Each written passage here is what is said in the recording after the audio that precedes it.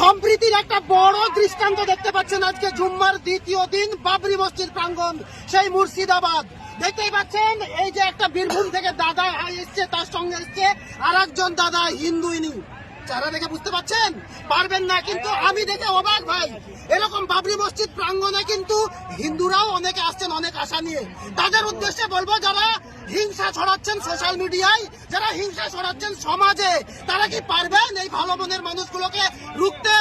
তারা কি পারবেন?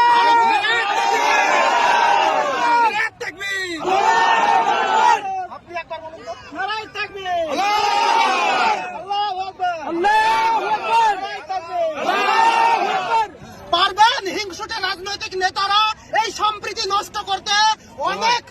অনেক তো চেষ্টা করছেন, স্টেজে হিংসা বক্তব্য দিচ্ছেন, তাতে কি পারবেন? পারবেন।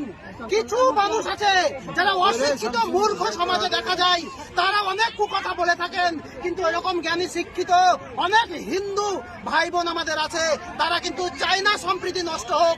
আর সেই দৃষ্টান্ত দেখতে পাচ্ছি আজকে বাবরি মসজিদ প্রাঙ্গণে। আসুন কথা বলার চেষ্টা করি। দাদা, আপনারা দুই বন্ধু? আমার নাম অনিল মেহনা। আপনার নাম? আমার নাম জহরুল ইসলাম। আশ্চর্য ব্যাপার, অনিল মেহনা। আচ্ছা, আপনারা কি দুই বন্ধু?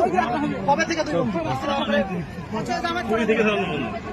অনেক দিন থেকে। আচ্ছা, এখানে কি মনে করেছেন? ভালো লাগছে, দেখতে পেয়েছি। আচ্ছা, অনেক হিংসুট রাজনৈতিক নেতারা কিন্তু এই সম্প্রীতি নষ্ট আমরা করার সবাই চেষ্টা না, করছে। আমরা সবাই পছন্দ করি, মুসলিমরা হিন্দুরা কি সবাই কি। ওদের উদ্দেশ্যে আপনি কি বলবেন?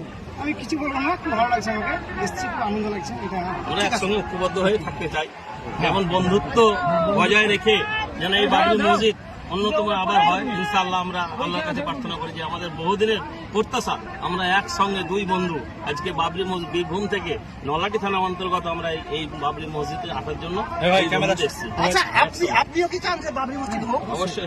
অবশ্যই।